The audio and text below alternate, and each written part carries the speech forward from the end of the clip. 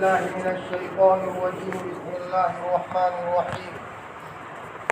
يا أيها الذين آمنوا كتب عليكم الصيام كما كتب على الذين من قبلكم لعلكم تتقون. وقال تبارك وتعالى: شهر رمضان الذي أنزل فيه القرآن. وقال رسول الله صلى الله عليه وسلم: الصيام جنة. وقال في رواية: لا يؤمن أحدكم حتى يكون هواه تبعا لما جئت به، أو كما قال عليه الصلاة والسلام. اللهم صل على سيدنا محمد وعلى آل سيدنا محمد وبارك وسلم. اللهم صل على سيدنا محمد وعلى آل سيدنا محمد وبارك وسلم. اللهم صل على سيدنا محمد وعلى آل سيدنا محمد وبارك وسلم. بہت محبت کے قابل میرے معزز بھائیوں، ایمان والا اللہ کی نظر میں بہت قیمتی ہے، وہ اپنی قیمت کو پہچان لے۔ ایک روایت میں آتا ہے کہ ساتوں آسمان اور ساتوں زمین کی مخلوق کسی ایمان والے کو ناحق قتل کرنے میں شریک ہو جائے، سب کو اللہ پاک اودے منہ جہنم میں ڈالے۔ پیار کی بات ہے، محبت کی بات ہے، لگن کی بات ہے۔ پوری دنیا خوبصورت انسانوں سے بھری ہوئی ہو، سب کروڑ پتی ہو، زمین جاگیریں ہو، ایک ایمان والا نہیں رہے گا، اللہ تعالیٰ سب کو تہس نہس کر ڈالے گا۔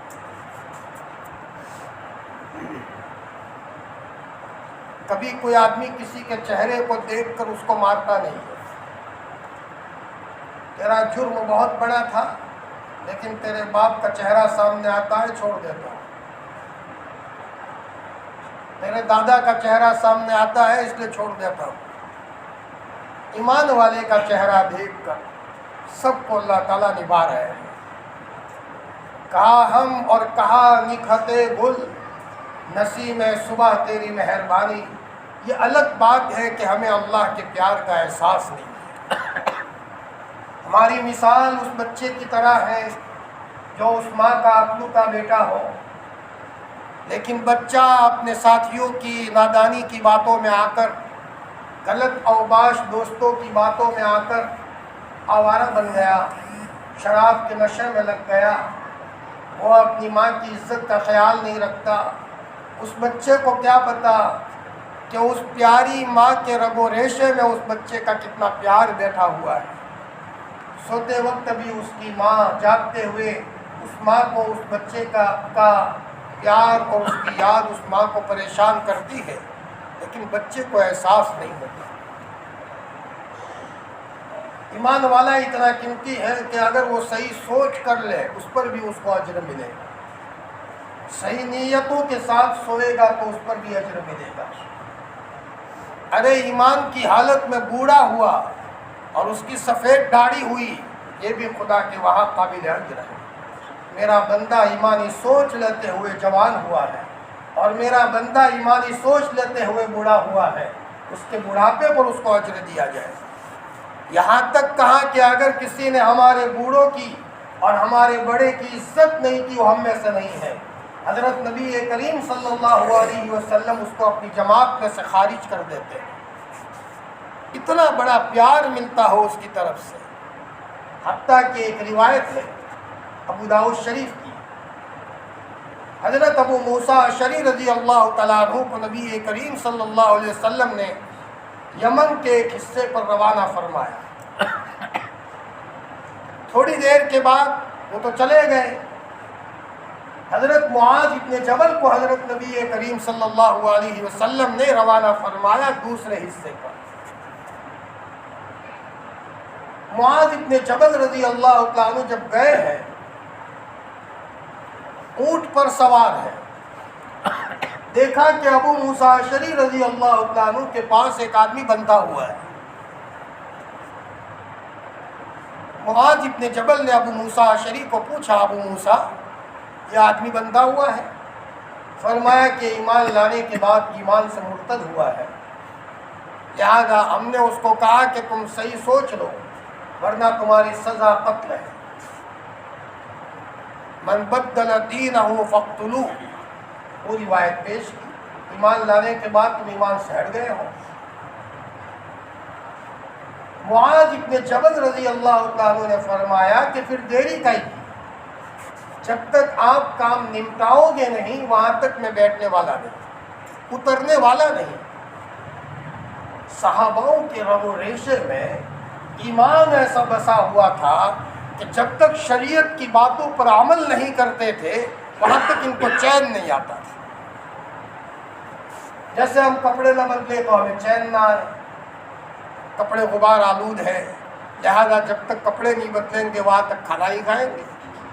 صحابہ کرام نے ایمان کو اور ایمانی چیزوں کو اپنی زندگی میں ایسا رچا بسایا تھا کہ جب تک پوری فیملی اور وہ خود دینی بات پر عمل نہیں کرتے تھے وہاں تک ان کو چین نہیں آتا تھا۔ ابو موسیٰ اشعری نے فرمایا نیچے اترو تو صحیح، کہ اس کے بغیر اترنے والا نہیں۔ جب تک کام مکمل نہیں ہوا وہاں تک حضرت معاذ ابن جبل نیچے نہیں اترے۔ آگے کی بات جو مجھے سنانا ہے، معاذ ابن جبل اور ابو موسیٰ اشعری کے درمیان آپس میں مذاکرہ ہوا۔ صحابہ ملتے تھے تو ایمانی مذاکرہ کیا کرتے تھے۔ فرمایا کیا حال ہے؟ ابو موسیٰ اشعری رضی اللہ تعالیٰ عنہ نے فرمایا میں پوری رات نماز پڑھا کرتا ہوں اور پورے دن روزہ رکھا کرتا ہوں۔ حضرت معاذ ابن جبل رضی اللہ تعالیٰ عنہ نے فرمایا میرا معاملہ تو یہ ہے، کچھ دیر نماز پڑھتا ہوں پھر سو جاتا ہوں، اور مجھے اللہ کی ذات سے امید ہے کہ سونے میں اللہ مجھے وہ ثواب دیں گے جو اللہ تعالیٰ جاگنے میں ثواب دیتے ہیں۔ جب آدمی صحیح نیت کے ساتھ سوتا بھی ہے تو اس کا سونا یہ بھی خدا کے وہاں باعث اجر ہوتا ہے۔ روایت میں آتا ہے جب سب لوگ سو جاتے ہیں تو فرشتوں کی 3 جماعتیں اللہ تعالیٰ بھیجتے ہیں۔ ایک جماعت اپنے چہیتے بندوں کو جو ابھی بہت زیادہ تھکے نہیں ہیں کام کاج کر کے، اللہ تعالیٰ ان فرشتوں کو کہتے ہیں کہ ذرا ان کو اٹھاؤ میرے بندے، وہ اپنا چہرہ لے کر میرے سامنے تہجد میں آئے اور میں ان کا چہرہ دیکھوں، میرے لاڈلے ہیں میرے پیارے ہیں، ان کو میرے سامنے لاؤ۔ جیسے ایک ماں کے سامنے اس کا پیارا بچہ آتا ہے تو ماں کی چاہت اور ماں کی محبت میں اضافہ ہوتا ہے۔ ایک جماعت کو اللہ تعالیٰ بھیجتے ہیں کہ وہ لوگ جنہوں نے دن بھر میری نافرمانی کی اور مجھے ناراض کیا ہے ان لوگوں کو جا کر کے وہ سلا دے، وہ اپنا چہرہ مجھے نہ دکھائے۔ خاص وقت میں میرے سامنے خاص لوگ آتے ہیں، انہوں نے پورے دن مجھے ناراض کیا۔ سفیان ثوری رحمۃ اللہ علیہ نے اپنے ایک شاگرد کو کہا دن میں تم اللہ کی نافرمانی مت کرو، رات میں اللہ تعالیٰ تمہیں اپنے سامنے کھڑا فرمائے۔ لا تعصیہ بالنہار ویقیمک بین یدیہ، وہ تم کو اپنے سامنے کھڑا فرمائے گا تہجد کے موقع پر۔ حضرت سفیان ثوری کا قول ہے۔ ایک جماعت فرشتوں کی وہ ہوتی ہے جو اللہ کے ان نیک بندوں کے پاس جاتی ہے جو بہت تھکے ہارے ہیں، تسلیہ درد کر رہی ہے، بدن درد کر رہا ہے، اگر وہ پوری نیند نہیں لیں گے تو ان کی طبیعت پر اثر ہوگا۔ اللہ تعالیٰ فرشتوں کو کہتے ہیں ان کو تھپکی دے کر سلا دو، نیتیں ان کی مکمل تھی، لہٰذا میں ان کو تہجد کا ثواب دے دوں گا، لیکن میرے بندے رات میں آرام فرما لیں۔ اللہ ہم سب کو اپنے چہیتوں میں شمار فرمائے۔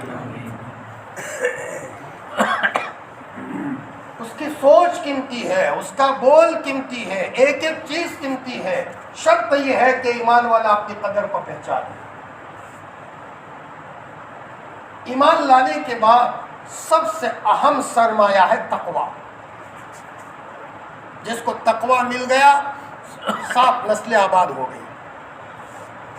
جیسے اگر کسی کو پتا چلے کہ 7 زمین کھودو گے تو اندر سے وہ قیمتی ہیرا نکلے گا، جس ہیرے کے نتیجے میں آپ کے سارے مکان بن جائیں گے، فلیٹ بن جائیں گے، سب ضرورتیں پوری ہو جائے گی، دوسری زمینیں بھی خریدی جائے گی. جتنا بس میں ہوگا اتنی محنت کر کے 7 زمینوں کے نیچے سے وہ ہیرا نکالنے کی کوشش کرے گا. صرف پتہ چل جائے کہ اس زمین میں دفینہ ہے، ادھر عاملوں کو بلاتا ہے، ادھر عاملوں کو بلاتا ہے، اور اسی کے نتیجے میں کبھی کبھی مقروض بھی ہو جاتا ہے. ایک صاحب آئے کہ مولانا ہمارے گاؤں میں 2 آدمی کروڑوں کے مقروض ہو گئے صرف اسی لالچ میں کہ تمہاری زمین میں دفینہ ہے. اب وہ عامل لوگ آتے ہیں الو بنا بنا کر ان کے پاس سے پیسے لے جاتے ہیں. بس ایک عامل سے کام نہیں ہوا، پھر بھی لالچ باقی رہی، دوسرے کو بلایا، یوں کرتے کرتے 1.5-2 کروڑ کے قرض میں مبتلا ہو گئے. اس سے بڑا پاگل اور دیوانہ کون ہو سکتا ہے؟ ایک قیمتی ہیرا اگر پتہ چل جائے تو آدمی سب کوشش سے اس کے پیچھے لگا دیتا ہے. حالانکہ موت کے بعد کیا ہوگا وہ تو خطرے والی ہی بات ہے، اور اس کے نتیجے میں کام ہوگا نہیں ہوگا وہ خطرے والی بات ہے. ہو سکتا ہے کام کرتے کرتے میری موت آ جائے، نسلیں بنے گی نہیں بنے گی سب شک والی بات ہے، تب بھی آدمی اتنی محنت کرتا ہے. تقوی کی بنیاد پر کام کا بننا یہ رب کائنات کا وعدہ ہے، اور قرآن مجید کا اٹل فیصلہ ہے. ایک نہیں جتنی بھی آیتیں ہیں تقوی کے تعلق سے وہ سب اس کے اوپر دلالت کرتی ہے. اگر تمہاری زندگی میں تقوی ہوگا اللہ تمہیں بھی آباد کرے گا اور 7 نسلوں کو آباد کرے گا. بلکہ علماء نے لکھا ہے نیکی کا اثر 14 پشتوں تک رہتا ہے اور گناہ کا اثر 7 پشتوں تک رہتا ہے. ایک آدمی کبھی کوئی گناہ کرتا ہے اور اللہ ناراض ہو جائے تو اس کی نحوست کا اثر بچوں میں، بچوں کے بچوں میں، اس کے بعد پڑ پوتوں میں، سکڑ پوتوں میں 7 پشتوں تک اثر جاتا ہے. لیکن اللہ کے فضل کا معاملہ یہ ہے کہ نیکی کا اثر 7 تک نہیں بلکہ 14 پشتوں تک جاتا ہے. بار بار اللہ نے فرمایا یا ایھا الذین آمنوا اتقوا اللہ، اے ایمان والو اللہ سے ڈرو، اللہ سے ڈرو، اللہ سے ڈرو.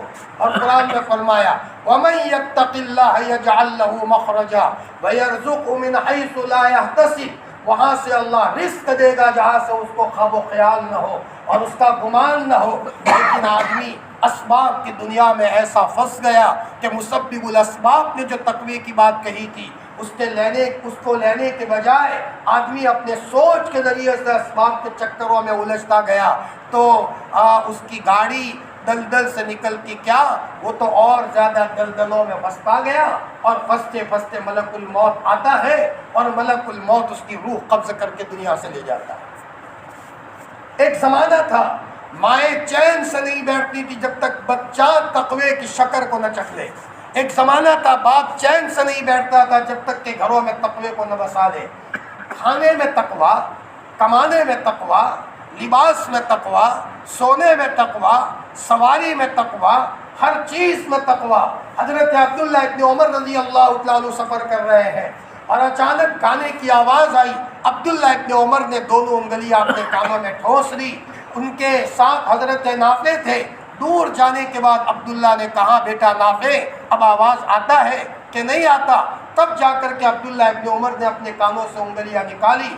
پھر عبداللہ ابن عمر نے فرمایا میں نے ایسے ہی نہیں کیا، ہاکذا رأیت رسول اللہ صلی اللہ علیہ وسلم، میں نے میرے سرکار کو اسی طرح کرتے ہوئے دیکھا تھا.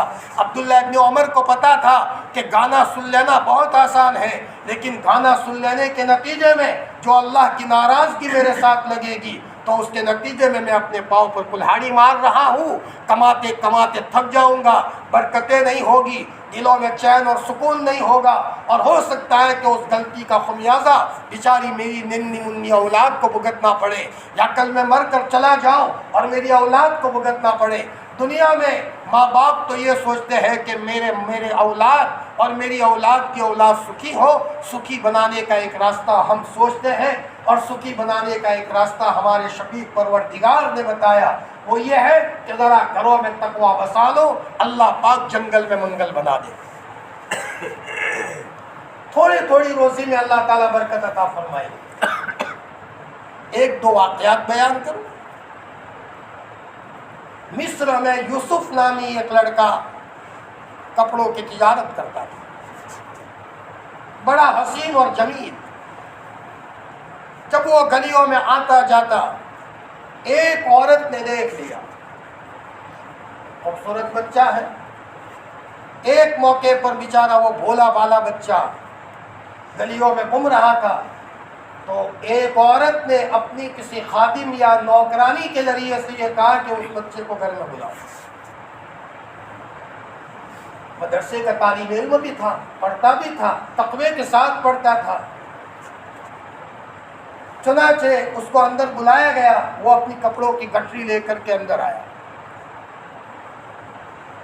جب اندر آیا تو اس نے اپنی نوکرانی کو الگ کیا، تنہائی دیکھی، پھر یہ کہا مجھے کپڑا نہیں خریدنا، مجھے تم سے وہ چاہیے جو کسی ایک مرد کو کسی عورت سے ہوتا ہے. لڑکا گھبرا گیا. دل کا بھولا جس نے ایک مرتبہ چوری کا 1 روپیہ کہیں سے نہ اٹھایا ہو، مجال ہے کہ 1 لاکھ کا بکس مل جائے وہ ہاتھ لگائے، وہ دوڑے گا، بھاگے گا. اور اگر روز صبح چوری، رات دوپہر چوری، رات چوری، تو ظاہری بات ہے وہ تو تالے توڑے گا، بیگ توڑے گا، یہاں تک کہ ایک وقت وہ آئے گا کہ وہ پھانسی کے پھندے پر لٹک جائے. عادتوں کا مارا ہوا کہاں جائے. 2 انسان، 2 بھائی ہیں، ایک بچتا ہے تو کیسا ہی اس کے سامنے پیسوں کا بکس کیوں نہ آئے، لیکن اس کے تصور میں نہیں آئے گا چوری کرنے کا. اور دوسرا ہے وہ ہر وقت چوری کا ہی تصور کرے گا، لوگوں کے گھر توڑے گا. ایک آدمی نے اپنی زندگی میں پاک دامنی کا ارادہ کیا ہے، مجھے پاک دامن رہنا ہے، چاہے وہ چچا کی لڑکی ہو، ماموں کی لڑکی ہو، پھوپھا کی لڑکی ہو، لیکن میرا اس سے پردہ ہے اور احتیاط ہے. مجال ہے کہ اس کے دل میں اپنی اس بہن کے تعلق سے غلط تصور آئے، بلکہ اگر غلط تصور آئے گا تو تنہائیوں میں اللہ کے سامنے روئے گا. اور میرے رب جو تو ناراض ہوتا ہے تو دلوں میں بھونچال لے آتا ہے. میرے دل کی گندگی میں ایک غلط خیال آیا تھا، مجھے لگتا ہی ہے کہ تو ناراض ہوا ہے. اے اللہ تو نے صحاباؤں کو پاک دامن رکھا تھا، مجھے بھی اپنی زندگی میں تقویٰ عطا فرما. میرے کسی گناہ کی نوست سے تو ناراض ہوا ہے تو میرے سامنے تیرے سامنے سچی پکی توبہ کرتا ہوں، تصور نہیں آتا. پھر وہ وہی کہتا ہے جیسے حضرت یوسف نے کہا جیل جانا مجھے پسند ہے ان چیزوں کے مقابلے میں جس کی طرف عورتیں مجھے دعوت دیتی ہیں. رب السجن احب الی مما یدعوننی الی. مسلمان تو مسلمان، کبھی غیر مسلم بھی ایسے ہوتے ہیں جن میں انسانیت ہوتی ہے. ایک مرتبہ ہم ٹرین میں سفر کر رہے تھے، ہمارے پاس ہمارا ایک بھائی بیٹھا ہوا تھا، غیر مسلم بھائی. باتوں باتوں میں مناسبت ہوئی، باتیں ہوئی. اس نے مجھے یہ کہا کہ مولانا مجھے کسی عورت کی طرف دیکھنے سے دلچسپی نہیں ہے. اللہ نے ہمیں گھر میں بیوی دی ہے، وہی بڑی بات ہے. خامخواہ اپنے دل کو پریشان کرنا اور کسی کی بہو بیٹی پر غلط نگاہ ڈالنا یہ ہمیں پاپ نظر آتا ہے. اللہ اکبر، بہت بڑی بات ہے. جس کے سامنے قرآن نہیں ہے، احادیث مبارکہ نہیں ہے، لیکن اس نے سمجھا کہ اس کے نتیجے میں گھر کو برباد کرنے کی باتیں ہیں، تو کبھی کبھی غیر مسلم بھی ان چیزوں میں بڑا محتاط ہوتا ہے. اور کبھی ہم مسلمان ہو کر بھی ان چیزوں میں کبھی ایسی بے احتیاطی کرتے ہیں، اور کبھی ایک مسلمان بھائی ایسا بے احتیاطی کرتا ہے کہ کبھی گناہوں میں ملوث ہو جاتا ہے اور اس کے نتیجے میں اللہ کی ناراضگی کو اپنے اوپر گویا کے لے لیتا ہے. اس آدمی نے دیکھا کہ اس عورت کی نیت بگڑی، فوراً دل میں اللہ سے کہا کہ میرے ربا آج تک میں نے گناہ نہیں کیا تھا، حضرت یوسف کو آپ نے بچایا تھا، مجھے بھی بچا لے. اللہ نے فوراً دل میں ڈالا. ہمارا کنیکشن ایسی پاک ذات سے ہے. ہمیں کہا گیا کہ تم ذرا الہام کی دعائیں پڑھا کرو، ہمیں کہا گیا مشورے کی دعائیں پڑھا کرو. دل جب صاف ہوتا ہے تو فوراً 14 طبق دل دماغ کے روشن ہو جایا کرتے ہیں. بلکہ یہاں تک کہا گیا کہ استخارے کی دعا پڑھایا کرا کرو. تم کو اس کے نتیجے میں تم کو اللہ کی طرف سے تم کو رائے دی جائے گی، اللہ کی طرف سے تمہارے دل میں بات ڈالی جائے گی. لیکن ذرا تم کلیئر رہو تاکہ تمہارے دل کے اوپر اچھی باتوں کا اللہ کی طرف سے الہام کیا جائے. جب اللہ تعالیٰ ایک شہد کی مکھی کو الہام کرتے ہیں، جب اللہ تعالیٰ جانوروں کو الہام کرتے ہیں، اور اللہ تعالیٰ گویا کہ اس کے نتیجے میں ان کو شہد کی مکھی کو اچھا راستہ ان کو نظر آتا ہے، کہاں سے پھول چوسنا ہے اور کہاں کون سا نہیں لینا، اور جانوروں کو اللہ الہام کرتے ہیں، تو ہم تم کو کیوں الہام نہیں کریں گے؟ شرط یہ ہے کہ تم ہمارے بن کر کے رہو۔ فوراً اللہ نے دل میں ڈالا کہ ذرا یہ کہو کہ مجھے استنجا لگا ہے، اور تم استنجا کر کے گویا کہ یہ کہو کہ بعد میں ہم تمہارے پاس آتے ہیں۔ چنانچہ اس صاحب نے یہ کہا کہ مجھے ذرا استنجے کی ضرورت ہے۔ اللہ نے دل میں ڈالا، کوئی بھی موقع پر دل میں ڈالنے والی ذات اللہ، وہ نظر نہیں آتا، لیکن فوراً موقع پر دعائیں پڑھی ہے، دعائیں پڑھ کے گاڑی چلا رہا ہے، ایکسیڈنٹ کا بالکل مرحلہ آ گیا، لیکن دعائیں پڑھی ہیں، اللہ سجاتے ہیں کہ یوں کر لیجئے، نظر تو نہیں آتا، اور اس آدمی کا دل یہ کہنے پر مجبور ہوتا ہے میرے رب نے موقع پر میری رہبری کی، ورنہ کبھی میں بچ جاؤں یہ کبھی نہیں ہو سکتا۔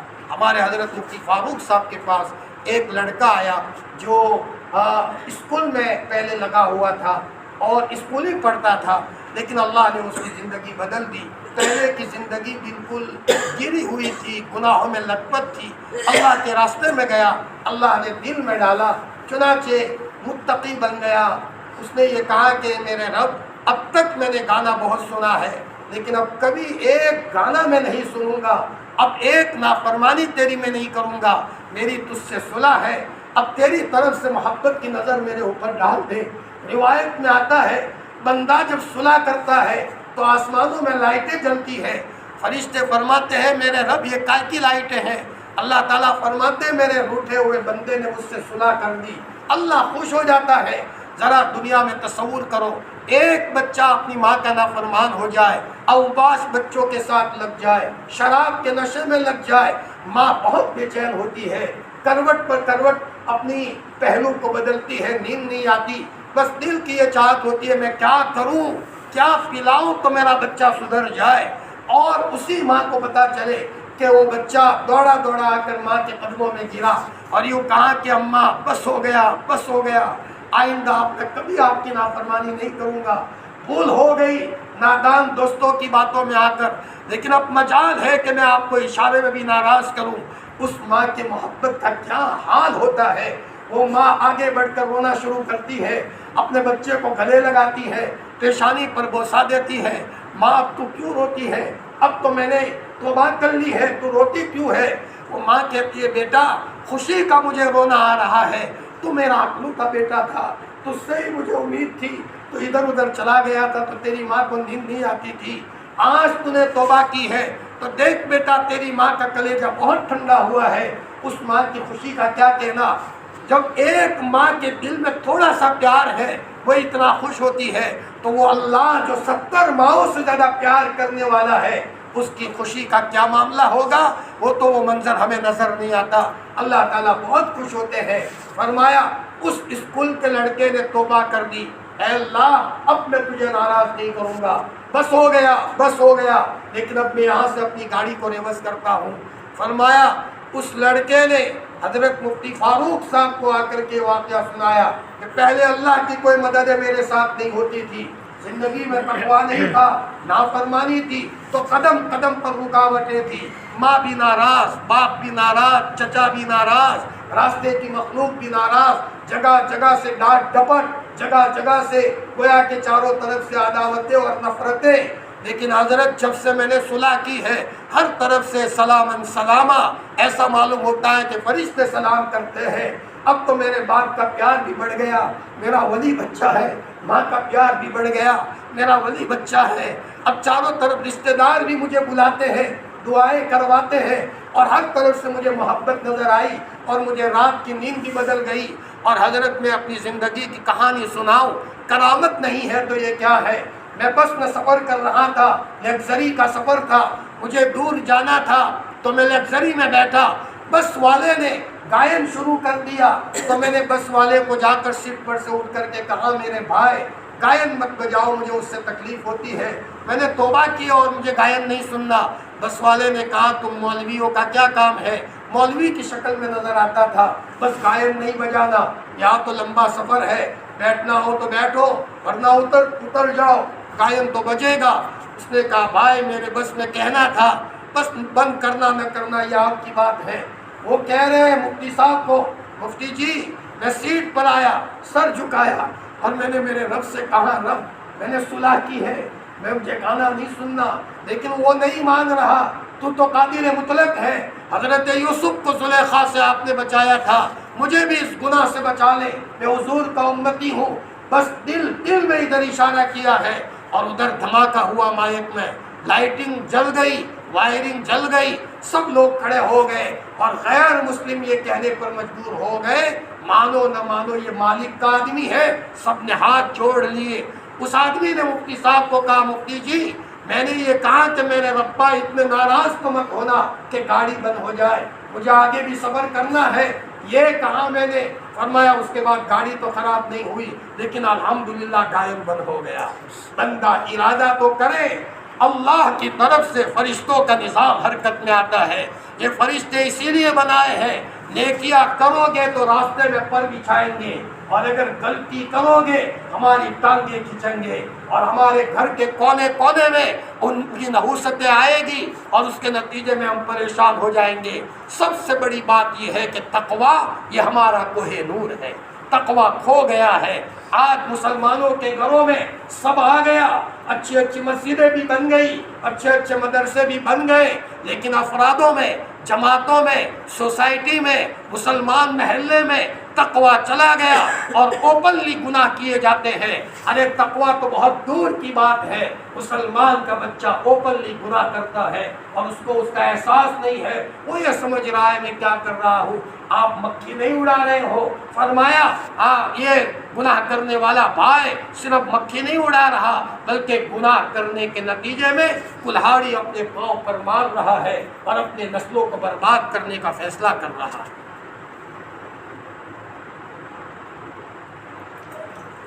یوسف نامی اس بچے نے اللہ کو کہا، اللہ نے دل میں ڈالا۔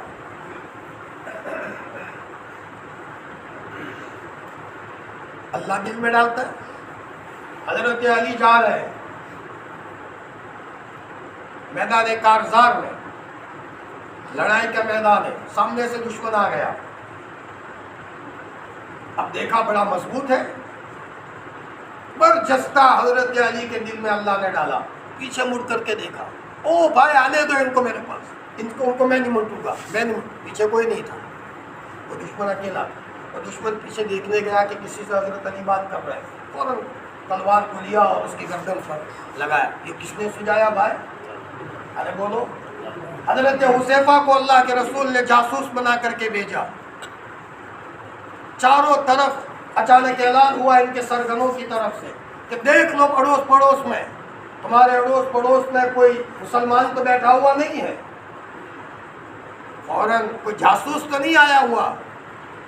تو حضرت حذیفہ کو کوئی اور پوچھے اس سے پہلے ہی دوسرے کا ہاتھ پکڑ لیا، بھائی تم کہاں سے آئے ہو؟ دوسرے کی تشکیل کرو تاکہ ہماری کوئی تشکیل نہ کرے۔ اجتماع میں خود دیکھنے کو ملتا ہے۔ تو مثال دے رہا ہوں، ورنہ تشکیل سے بچنا نہیں ہے۔ آیا سمجھ میں؟ وہ تو قیمتی چیز ہے، موقع پر اللہ سجاتا ہے۔ بلکہ تقوی کی برکت سے آدمی اگر گھر سے نکلے گا اور سامنے خطرات ہے تو اللہ روک دے گا، ابھی نہیں جانا۔ ہمیں کہاں اللہ کی طرف سے حفاظت کی ضرورت نہیں ہے، ہمیں بھی ضرورت ہے، ہمارے بچوں کو بھی ضرورت ہے، ہماری نسلوں کو بھی ضرورت ہے، اور اس کے لیے مین بنیاد ہے تقوی۔ بات زیادہ لمبی نہ ہو جائے۔ وہ جو تقوی ہے وہ روزے کی بنیاد پر اللہ دیتے ہیں۔ ہر عبادت کی الگ الگ تاثیر ہے، حاجی بنو غنی بنو، صدقہ کرو مصیبت کو ٹالو، ہر عبادت کی الگ الگ تاثیر ہے۔ نماز پڑھو روزی کی برکتیں لاؤ، روزے کی تاثیر ہے تقوی ہے، یہ اصل مین سوئچ ہے۔ تقوی ہے سب ہے، تقوی کی مثال مین سوئچ کی، مین سوئچ میں لائٹ آ گیا، پنکھا بھی چلے گا، ٹیوب لائٹ بھی چلے گی، ہیٹر بھی چلے گا، اے سی بھی کام کرے گا۔ بس یہ ہماری کھوئی ہوئی پونجی ہے۔ اللہ ہم سب کو تقویٰ دے دے، مجھے بھی اس کی ضرورت ہے، آپ کو بھی اس کی ضرورت ہے۔ تقویٰ، سامنے خوبصورت عورت نظر آئی لیکن اللہ کا خوف دل میں ایسا بیٹھا ہوا ہو کہ آدمی فوراً نیچے دیکھ لے، نہ دیکھیں گے ہرگز نہ دیکھیں گے جن کو دیکھنے سے رب میرا ناراض ہوتا ہے۔ اس تقوی کا واسطہ آدمی تنہائی میں جنگل میں دے گا، اللہ تعالیٰ اس کی ضرورتوں کو پورا کریں گے۔ ہماری ضرورت ہمارے ابا پوری نہیں کرتے، ہماری ضرورت ہمارے بچے پوری نہیں کرتے، ہماری ضرورتوں کو عافیت کے ساتھ پورا کرنے والی ذات اللہ کی ہے۔ وہ اللہ چاہے تو شیر کو بلی بنا کر کے ہمارے پاس لے آئے، بلکہ شیر کو ہمارا سیکیورٹی بنا دے، اور وہ اللہ چاہے تو بلی کو شیر بنا کر ہماری ناک کٹوا دے۔ وہ اللہ قادر مطلق ہے۔ وہ اللہ چاہے تو دشمنوں کو ہمارا محافظ بنا دے، اور وہ اللہ چاہے تو ہمارے بچے کے ذریعے سے ہماری گردن کٹوا دے۔ دنیا میں آئے دن واقعات دیکھ رہے ہیں، یہ کسی کا کوئی کرشمہ نہیں ہے، یہ رب کائنات کا کرشمہ ہے۔ ریمانڈ کنٹرول بٹن اس کے قبضے میں ہے، بس اسی کو منانا ہے، اور اللہ کو منانے کے لیے پہلا نسخہ ہے تقوی۔ یا ایھا الذین آمنو، او مجھ سے پیار کرنے والے لوگوں، مردوں اور عورتوں، تمہارے اوپر روزہ فرض کیا گیا ہے۔ کتب علیکم، تمہارے اوپر، یہ نہیں کہا تمہارے پیٹوں پر یا تمہاری شرمگاہوں پر، تمہاری پوری کی پوری باڈی پر روزہ فرض کیا گیا ہے۔ تمہاری سوچ پر بھی، تمہارے آنکھوں پر بھی، تمہارے کانوں پر بھی۔ علیکم کا لفظ ہے۔ فتوے، مفتی صاحب کے فتوے کا روزہ الگ ہوتا ہے، لیکن رب کائنات کی طرف سے جو روزے کی بات کہی گئی ہے وہ الگ ہے۔ تمہاری پوری باڈی پر روزہ فرض کیا گیا ہے، اور کہا یہ بوجھ مت سمجھنا، تم یہ سمجھو کہ ہم کو روزہ دیا گیا، اگلی امتوں کو بھی تھا۔ ہاں، اگلی امتوں میں کسی کو 2 روزہ تھا، کسی کو 3 تھا، روزے کی ترتیب الگ تھی۔ تمہارے اوپر ہم نے 30 دن کا روزہ فرض کیا ہے، اور آگے اللہ فرماتے ہیں کیوں فرض کیا؟ لِتُکْمِلُوا الْعِدَّةَ، تاکہ تم عدت کو یعنی تعداد کو پوری کرو۔ 30 دن ہے تو 30 دن، 29 دن ہے تو 29 دن۔ اکمال کا لفظ آیا ہے۔ اکمال کہتے ہیں صفات کے ساتھ پورا کرنا، اجزاء کے اعتبار سے پورا کرنے کی بات ہو تو اتمام ہوتا ہے کہ صرف 30 دن کی تعداد پوری کر لی، جیسے تیسے بھی پوری کر لی، وہ اتمام ہے۔ اور اکمال کا مطلب یہ ہے کہ 30 کے 30 دن صفات کے ساتھ پورے ہو، یعنی 30 کے 30 دن میں ایک غیبت نہ ہو، ایک طعنہ نہ ہو، زبان کو غلط استعمال کرنا نہ ہو۔ کیا اچھا ہو، حضرت صدیق اکبر تو ہر وقت اپنے منہ میں کنکر رکھتے تھے تاکہ ابوبکر غلط لفظ بول نہ دے۔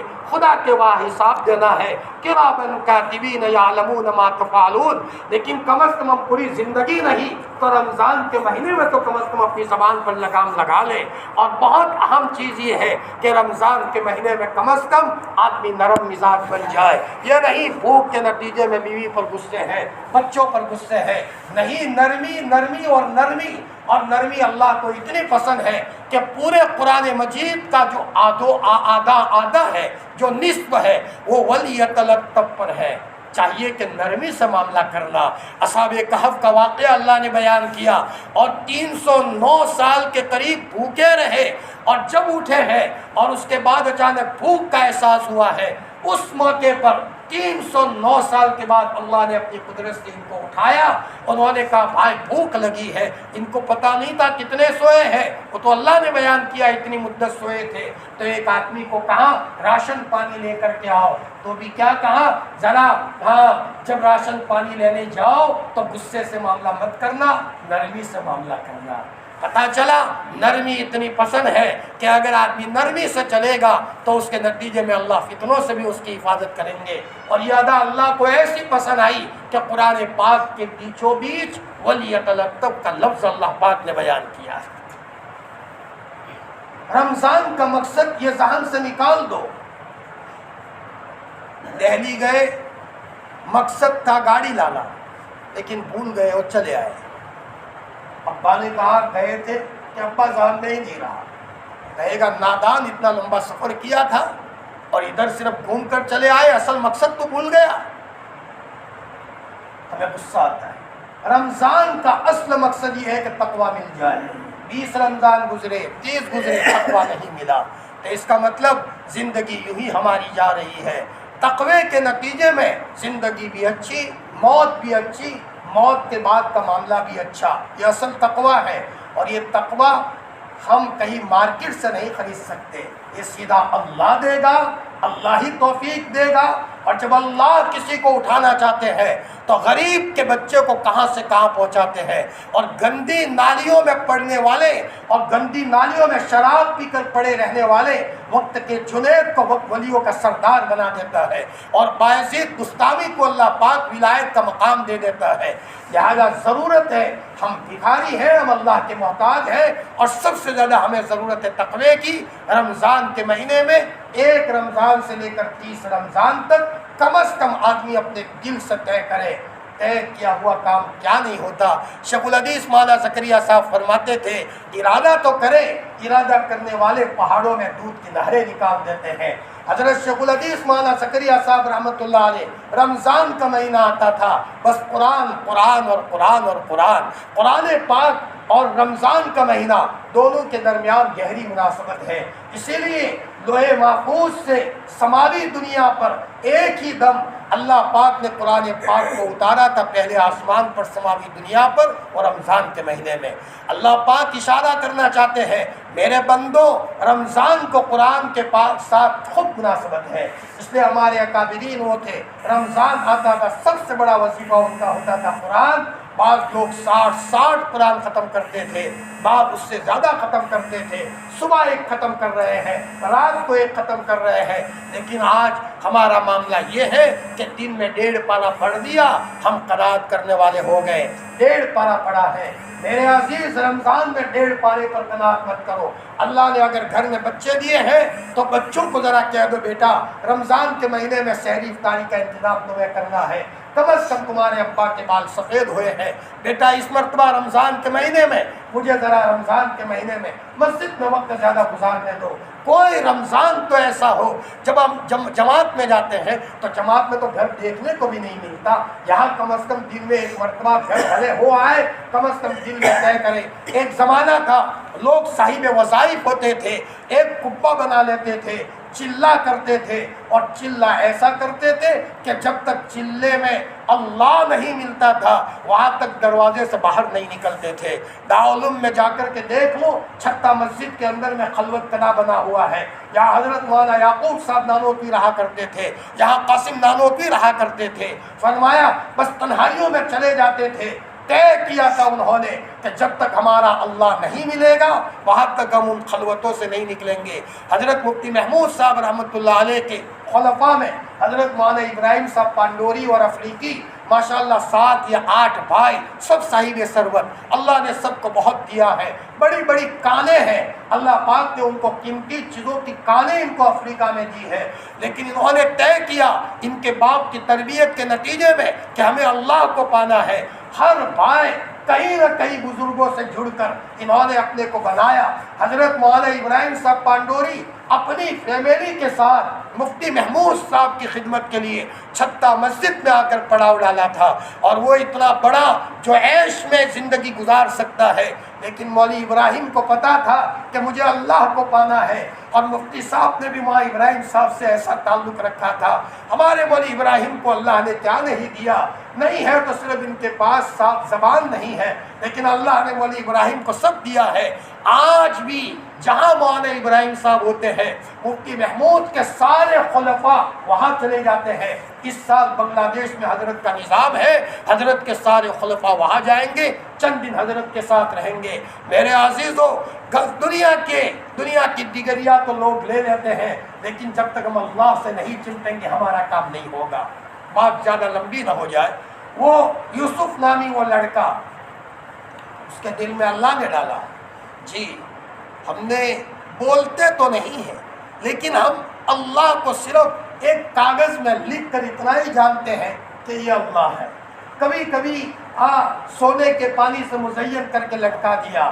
اللہ وہ ہے جس کے اشارے کے بغیر پتا حرکت نہیں کرتا، جس کے اشارے کے بغیر ایک پرندہ آ کر کے نہیں بیٹھتا، جس کے اشارے کے بغیر کوئی کتا ہمیں نہیں بھونکتا۔ یہ اللہ کا نظام ہے، لہذا اس اللہ سے ہمیں کتنی صلح کی ضرورت ہے؟ وہ صلح ہوگی تقوی سے۔ سب سے پہلے رمضان آنے سے پہلے کسی کا من دکھایا تھا، معافی مانگ لیں، جیسے ابتدائی سال ہوتا ہے، ہمارا اصل سال یہاں سے شروع ہوگا، رب سے صلح کرنی ہے۔ رمضان کے مہینے سے پہلے بھائی میں ایک مرتبہ تمہیں بول دیا تھا، آپ کو تکلیف پہنچی ہو معاف کر دینا۔ حج میں جاتے ہیں لوگ، سب کی معافی کرتے ہیں، کیوں؟ حج کے موقع پر ہی ہمیں سیدھا ہونا ہے؟ نہ، ہمیں تو ہر دن سیدھا رہنا ہے، کس وقت اللہ کی طرف سے بلاوا آ جائے۔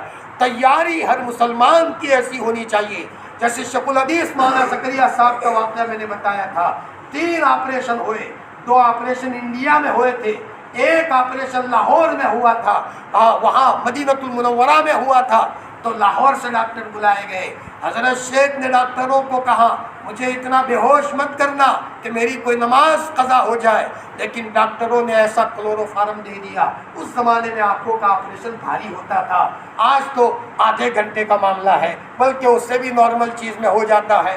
آدھونک سسٹمیں بدل گئی ہیں، کمپیوٹر سسٹم سب ہو چکا ہے، اس زمانے میں یہ نہیں تھا۔ حضرت شیخ نے ڈاکٹر کو کہا بھائی مجھے اتنا بے ہوش مت کرنا میری کوئی نماز قضا ہو جائے، لیکن ڈاکٹروں نے زیادہ بے ہوش کر دیا۔ عصر چلی گئی، مغرب چلی گئی، عشاء کے وقت میں حضرت کو ہوش آیا، تو ہوش آتے ہی پوچھا کون سی نماز کا وقت ہے؟ حضرت 2 نمازیں قضا ہو گئی۔ تو ایک بچے کو اس کا باپ کھلونا بازار سے نہ لائے، بچہ داڑے مار کر روتا ہے، ابا تم ہمارے لیے کھلونا نہیں لائے، پڑوس میں ہے۔ حضرت شیخ ڈاکٹروں کے سامنے اور خدام کے سامنے دھاڑے مار کر رونے لگے، اور کہا ڈاکٹر صاحب ہندو ڈاکٹروں نے ہمارا خیال رکھا تھا، ہمارے ان بھائیوں نے ہمارا خیال رکھا، مسلم ہو کر ہمارا خیال نہیں رکھا۔ پھر حضرت شیخ نے روتے روتے کہا کہ ہم تو تیار رہتے ہیں، اللہ کی طرف سے کب بلاوا آ جائے کوئی نماز آگے پیچھے نہیں ہونے دیتے، اور تم نے ہماری 2 نمازیں قضا کر دی، یہ اللہ کے ولیوں کا معاملہ ہوتا ہے۔ حضرت شیخ کو پتا تھا اسی کے نتیجے میں میرا طلحہ بنے گا، میں گڑبڑی کروں گا میرا طلحہ ہاتھوں سے نکل جائے گا۔ جی اپنے بچوں کو بنانا ہے، بچوں کو بنانے کے لیے صرف 12 اور 15 گھنٹے کی مزدوری نہیں ہے، ہاں وہ بھی ہے، کمانے والا اللہ کا پیارا ہے، لیکن اصل یہ ہے کہ ہماری زندگی میں تقویٰ ہے۔ میں صرف آپ کو نہیں کہتا، سب سے پہلے میں اپنے دل کو خطاب کرتا ہوں، سب سے زیادہ میں محتاج ہوں۔ تقویٰ مل گیا ہماری 5 انگلیاں گھی میں۔ وہ یوسف نامی بچہ فرمایا اس نے کہا کہ مجھے ضرورت پوری کرنا ہے، تو عورت نے کہا ٹھیک ہے ضرورت پوری کر کے آؤ۔ اس نے غلاظت کی، بڑا استنجا کیا، اور بڑا استنجا کرنے کے بعد اپنے بدن کو اس گندگی میں لت پت کر دیا۔ پھر نیچے آیا، اس عورت نے کہا کسی نوکرانی کو بلایا، یہ تو پاگل ہے، اس کو باہر بھگاؤ، باہر بھگاؤ۔ ہاں اس کو پتا تھا مجھے کوئی پاگل کہے مجھے منظور ہے، میرے بدن سے ظاہری بدبو آئے مجھے منظور ہے، لیکن پورے کام کی جب بدبو آئے گی فرشتے مجھ سے نفرت کریں گے۔ فرشتے نفرت اسی سے کرتے ہیں شریعت کے احکام کو توڑنے سے، اور فرشتے جب نفرت کریں گے تو اس کے نتیجے میں میرا نظام تہس نہس ہو جائے گا۔ یہ بچہ نکل گیا، جاتے ہی فوراً راستے میں غسل کیا، غسل کرنے کے بعد مدرسے میں پڑھنے بیٹھ گیا۔ اب جب مدرسے میں بیٹھا تو چاروں طرف بہترین خوشبو آ رہی ہے۔ استاد صاحب کہنے لگے ایسی خوشبو آج تک نہیں آئی، یہ خوشبو کہاں سے آتی ہے؟ کوئی نہیں بولا، اچانک سب کو دیکھا گیا، یہ بچہ آیا سامنے تو اس کے بدن سے خوشبو مہک رہی تھی۔ استاد نے فرمایا بیٹا بتاؤ تو صحیح یہ خوشبو کہاں سے لائے، ایسی خوشبو تو آج تک ہم نے نہیں سونگھی۔ استاد نے روتے ہوئے کہا حضرت الاستاذ آج میرا عجیب واقعہ بنا ہے۔ یہ واقعہ بنا تھا میں نے اپنے بدن پر غلاظت ڈالی، راستے میں پانی سادہ پانی تھا، میں اس سے نہایا ہوں۔ استاذ نے کہا بیٹا یہ تقوی کی کرامت ہے، اور تقوی کے نتیجے میں اللہ نے تیرے بدن سے خوشبو کو بہکایا ہے۔ آج ہم اپنے بچوں کو زیادہ سے زیادہ گھر بنا کر دیتے ہیں، ہم اپنے بچوں کو زمین 10-12 بیگھہ دے کر دیتے ہیں، سب دیا، لیکن اگر کوئی حالات میں پھنس گیا تو یہ زمین کیا کام آئے گی؟ سب سے بڑی بات یہ ہے ہم اپنی اولاد کو آباد رکھنے کے لیے باپ ہونے کے ناطے سے یا دادا اور نانا ہونے کے ناطے سے ہم تقوی کو اپنی زندگی میں بسا لیں تاکہ اللہ راضی ہو جائے۔ خدا کا نظام ہے، تقوی سے میں بہت خوش ہوتا ہوں، اور تقوی سے 2 چیزیں ملیں گی، جو بھی رکاوٹیں ہوگی وہ چلی جائے گی۔ آسان معاملہ ہے، کسی نے مٹھ ماری ہے کسی سے علاج کروا لو۔ کبھی ہم کو یہ نہیں سوچتا میرے گناہوں کی نحوست سے کسی کے دل میں اللہ نے یہ ڈالا ہے، اور اللہ کے اشارے کے بغیر تو پتا بھی حرکت نہیں کرتا، میں اس سے صلح کر لوں۔ اللہ آسمان سے فرشتوں کو بھیج کر میرے بڑے سے بڑے دشمنوں کا دن اللہ نرم کرے گا، اور ہو سکتا ہے انہوں نے کچھ بھی میرے اوپر غلط کیا ہو، سب تاثیر کو اللہ ختم کر دے گا۔ وہ زہر کو آب زمزم بنا سکتا ہے اور آب زمزم کو زہر بنا سکتا ہے، اللہ تعالیٰ کی قدرت میں ہے۔ لہذا میں اللہ کے اشارے کے بغیر تو کچھ نہیں ہوتا۔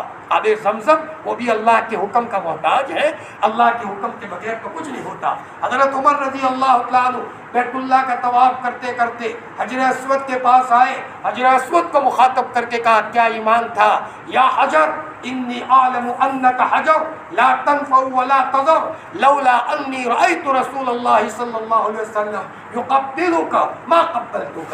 اے حجر اسود، تو خدا نہیں ہے، اصل رب تو میرا دوسرا ہے۔ جی تو نفع نہیں پہنچا سکتا، تو نقصان نہیں پہنچا سکتا، میں نے میرے محبوب کو اگر بوسہ دیتے ہوئے نہ دیکھا ہوتا تو میں تیرا ہرگز بوسہ نہ لیتا۔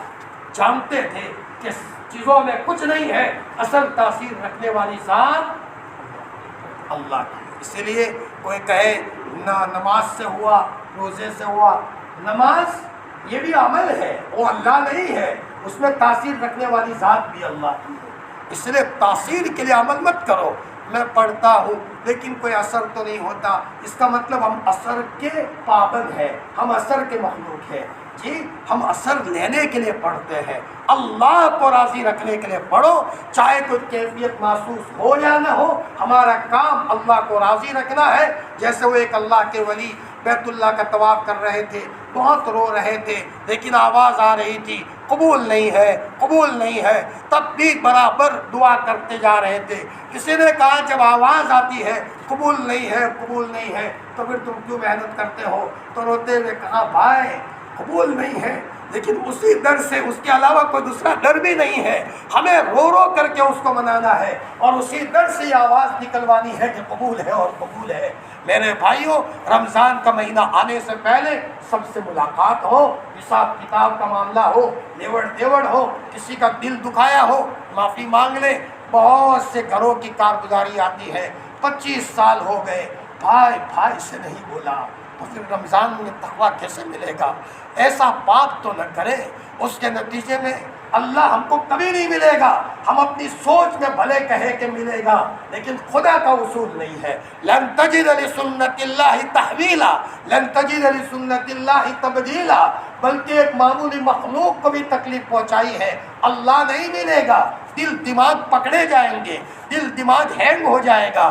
تو بھائیوں سے اگر کوئی قطع تعلق ہے، ماں باپ سے اگر قطع رحمی ہے، تو ان سارے چیزوں کو اللہ کی مخلوق کو خوش کر دے فرمایا۔ اور مسلمان کا دل تو 7 سمندروں سے بڑا ہوتا ہے۔ رمضان سے پہلے یہ عمل کرے اور طے کرے کہ اب کا رمضان انشاءاللہ تقویٰ لینے کے لیے رکھنا ہے۔ صرف 30 تعداد پوری نہ ہو، ایک روزہ ایسا پورا ہوا کہ الحمدللہ اس میں تلاوت خوب ہوئی، کوئی گناہ نہیں ہوا، دعا مانگنا بھی خوب ہوا ہے، کھانے پینے کے چکروں میں ہم پھنسے نہیں ہیں، اللہ معاف فرمائے۔ آج تو ہم کھانے پینے کے چکروں میں ایسے ہیں کہ 4 بجے سے 3 بجے سے پکنا شروع ہوتا ہے الگ الگ۔ یہ زیادہ کھانے کے چکروں نے ہمیں تقوی سے محروم کر دیا۔ صحابہ جو تھے کھجور پر افطار کرتے تھے، روایتوں میں آتا ہے اللہ کے رسول تر کھجور کھاتے تھے، نہیں ہوتی تھی خشک کھاتے تھے، یہاں تک روایت میں آتا ہے چند چلو پانی آپ علیہ السلام نے پی لیا ہے، یعنی کھجور بھی آپ کو دستیاب نہیں ہوئی۔ ہم لوگوں کی یہ معاملہ ہو گیا کہ دسترخوان پر طرح طرح کی تلی ہوئی چیزیں بھی ہوں، اور کبھی کبھی پیٹ بھر کر کھانے سے افطاری، اور اس کے بعد کھانے سے افطاری کے بعد مغرب کے بعد اوابین میں دل بالکل نہیں لگے گا۔ تصوف کا قول ہے پیٹ بھرو گے روح بھوکی رہے گی، اور اگر پیٹ خالی رکھو گے روح شکم سیر ہوگی۔ یا تو اس کو شکم سیر کرو یا اس کو شکم سیر کرو، سیدھی سی بات ہے۔ مسلمان کا بچہ 1 آنت سے کھاتا ہے، اور مسلمان نہ ہو تو 7 آنت سے کھاتا ہے۔ اس لیے ہمیں چاہیے کہ رمضان کے مہینے میں اپنے بچوں کا بھی سسٹم بنا لیں کہ بیٹا دیکھو کھانے پینے میں اصل مقصد یہ ہے کہ چاند، عید کا چاند تو کتنے ہی عید کے چاند طلوع ہو گئے، اب کی مرتبہ عید کا چاند جب طلوع ہو، خدا کرے کہ عید کا چاند طلوع ہونے سے پہلے ہمارے دل کی گہرائیوں میں تقوی کا چاند طلوع ہو جائے۔ تقوی مل گیا، کوہ نور مل گیا، تقوی مل گیا، ہیرا مل گیا، تقوی مل گیا، یہ مل گیا۔ اور یہ رمضان کا مہینہ پورے 11 مہینے کے لیے چارجنگ ہے۔ کوئی موبائل کی چارجنگ 3 دن رہتی ہے، کوئی 10 دن رہتی ہے، کوئی 15 دن رہتی ہے، لیکن کوئی زیادہ تو شاید ایسی بیٹری نہیں ہے کہ 1 مہینہ بھی رہے۔ لیکن رمضان کے مہینے کی چارجنگ ایسی ہے، اگر آدمی رہے گا آٹومیٹک 11 مہینے آنکھیں گناہ کی شکلوں میں نیچے ہو جائے گی، کان رک جائیں گے، ہاتھ غلط چیز کو نہیں پکڑے گا۔ یہ ایسا زبردست چارجر ہے جو چارجر رب کائنات نے اتارا ہے ہماری طاقت چارجنگ کرنے کی۔ 1 مہینہ، جی 4 مہینے جاتے ہیں تو کتنا مجاہدہ پڑتا ہے، یا تو کم از کم گھر پر رہنا ہے، لیکن اپنے کو مسجد کا عادی بنانا ہے۔ لیکن اللہ معاف فرمائے، ادھر ادھر کی باتوں نے نہ ہم کو جماعتوں میں نور لینے دیا ہے، جماعتوں بھی جاتے ہیں تو بھی باتوں کے چکروں میں تسبیح کا اہتمام بھی نہیں ہوتا۔ یوسف بھائی چنگواڑی جب اپنے ساتھ ساتھیوں کو لے کر جاتے تھے، زبردستی سب کو ذکر میں بٹھاتے تھے، ہاں اہتمام سے بیٹھو، اس لیے کہ یوسف بھائی نے چکھا تھا بزرگوں کے پاس رہتے ہوئے۔ ان کے کھیت میں گئے مولانا شریف صاحب جو جامپورہ والے ہیں کہ یا یوسف بھائی فجر سے پہلے اس درخت کے نیچے بیٹھ کر ذکر کرتے تھے۔ مولانا ذکر کی برکت یہ ہے، وہ جو درخت ہے 3 مرتبہ کاٹا ہے لیکن درخت تو سوکھتا ہی نہیں ہے، ہرا ہی ہرا ہوتا ہے۔ اور ذکر کی برکت سے مولانا اللہ نے پانی ایسا دیا، اطراف میں کوئی پانی نہیں، اللہ نے خوب پانی دیا ہے۔ یہاں بیٹھ کر یوسف بھائی اللہ کا ذکر کرتے تھے۔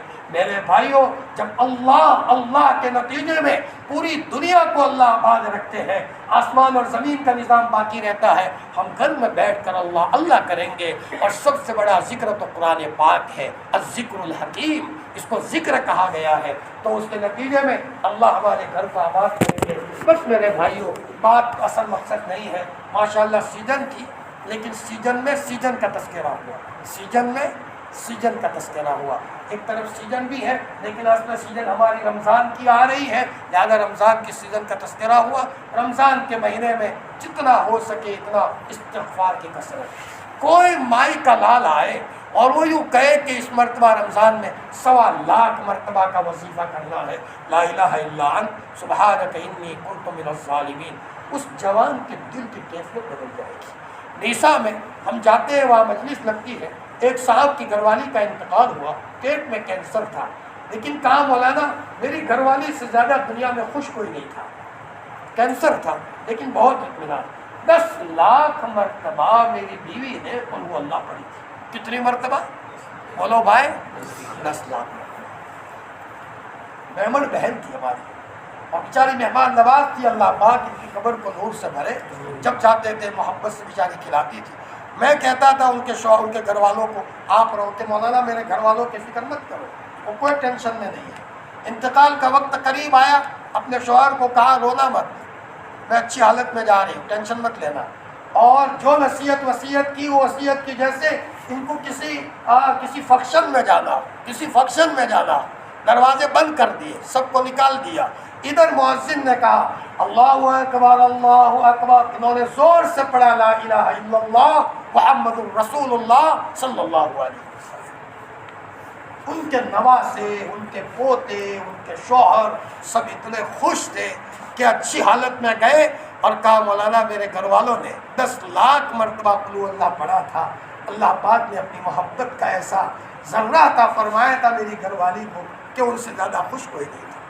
یہ قیمتی خزانے ہیں، یعنی ہم کو اللہ تعالیٰ سونا اور چاندی کا خزانہ دینا چاہتا ہے، لیکن ہم نادانی سے کچرا پیٹی میں کچرا تلاش کرتے ہیں۔ ہماری مثال اس نادان کسی ہے جس کا دماغ کھسک گیا ہو اور دماغ آگے پیچھے ہو گیا ہو، اور اس کا باپ گھر میں سونا اور چاندی کا خزانہ چھوڑ کر گیا ہو، تو سونا چاندی کے خزانے سے فائدہ اٹھا کر بہترین شاہی محل بنانے کے بجائے عقل کا اندھا کچرا پیٹی میں سے کاغذ تلاش کرتا ہے کہ ہماری مثال اس نادان کسی نہیں ہے۔ میرے بھائیوں، ہمیں تلاش کرنا ہے کتاب اللہ میں، ہمیں تلاش کرنا ہے سنت رسول اللہ میں، ہمیں تلاش کرنا ہے مسجد کے کونوں میں، جس کو ملا ہے مسجد کے کونے سے ملا ہے، آٹومیٹک سسٹم سے گھر کا نظام بھی صحیح ہو جائے گا۔ ہمیں اس گھر کو پکڑنا ہے، مسجد کو پکڑنا ہے، مسلح کو پکڑنا ہے، رو رو کر کے اس کو منانا ہے۔ آسمان سے فرشتوں کا نظام وہ حرکت میں لائے گا، ہمارا کام وہ کریں، اس کا کام وہ ہے۔ اللہ نے فرشتے ہماری خدمت کے لیے بنائے ہیں، لیکن ہماری بھول یہ ہے کہ خدمت والے فرشتوں کو اپنے پاس ہم بلاتے نہیں ہیں، اور خدمت والے فرشتے پیسوں سے نہیں آتے۔ ہاں، پیسے صدقہ کرو گے تو آئیں گے، پیسے بیواؤں کو دیں گے تو آئیں گے، ورنہ پیسوں سے اچھے اچھے کھانے کھاؤ گے مرغ مسلم، اس سے وہ فرشتے نہیں آیا کرتے۔ ان فرشتوں کو اپنے پاس بلانے کے لیے مسجد ہے، تنہائی ہے اور تقویٰ ہے۔ اللہ تعالی ہم سب کو موت سے پہلے تقوی کا لباس عطا فرما دے۔ وَلِبَاسُ التَّقْوَىٰ ذَلِكَ خَيْرٌ، تقوی کا لباس بہت بہتر ہے، بہت بہتر ہے۔ اور اللہ نے فرمایا تقوی کی برکت سے ہر رکاوٹ دور ہو جائے گی، ہر رکاوٹ، بچوں کی رکاوٹ۔ آج جس گھر میں پوچھو حالات ہے، بھائی ذرا ہمیں کہیں نہیں دیکھنا، گھر والے کہتے ہیں کہ ذرا اس کا علاج کروا لو، یہ کروا لو۔ ٹھیک ہے، میں علاج کا منع نہیں کر رہا ہوں، قرآن یہ کہہ رہا ہے ظہر الفساد فی البر والبحر بما کسبت ایدی الناس، صلح کر لے اللہ سے صلح کر لے، موت سے پہلے صلح کر لے۔ کوئی مائی کا لال اس کی طاقت رونے کی، ایک چھوٹے بچے کو جتنی طاقت ہوتی ہے کسی کام میں، کسی بات میں اپنی ماں کے سامنے رونے کی، اتنی طاقت ہم بچوں کے باپ ہونے کے ناطے سے لے آئے رب کے سامنے رونے کی۔ پھر دیکھو گھر میں آب زمزم نکلتا ہے یا نہیں نکلتا۔ انشاءاللہ ہمارا اللہ تو بہت پیار والا ہے، بہت شفقت والا ہے، وہ ایسے ہی نہیں مارتا، ایسے ہی سزا نہیں دیتا۔ حضرت تھانوی نے ایک موقع پر فرمایا یہ آیت مر مٹنے کی ہے، ما یفعل اللہ بعذابکم ان شکرتم وآمنتم۔ اللہ فرماتے ہیں میں تم کو سزا دے کر کیا کروں اگر تم میری قدر کرو اور میرے اوپر ایمان لے آؤ۔ اللہ تعالیٰ فرماتے ہیں، حضرت تھانوی نے فرمایا یہ آیت مر مٹنے کی ہے، فرمایا صحیح بات ہے۔ ایک باپ اپنے بیٹے کو کہے بیٹا میں تجھے ڈانٹوں، تو تو میرا پیارا ہے لیکن تو مانتا نہیں، اس لیے مجھے سب کے بیچ میں تجھے شرمندہ کرنا پڑتا ہے۔ بس یہی بات اللہ تعالیٰ اس آیت میں ہم سب کو کہہ رہے ہیں۔ اس لیے ہم جیسے اپنے بچے کو ڈانٹتے ہیں بیٹا تو سدھرتا نہیں، ہمیں اس سے زیادہ اللہ کے سامنے ہم سب کو نیک بننے کی ضرورت ہے۔ اللہ تعالیٰ ہم سب کو ان باتوں پر عمل کی توفیق عطا فرمائے۔ وآخر دعوانا ان الحمد للہ رب العالمین۔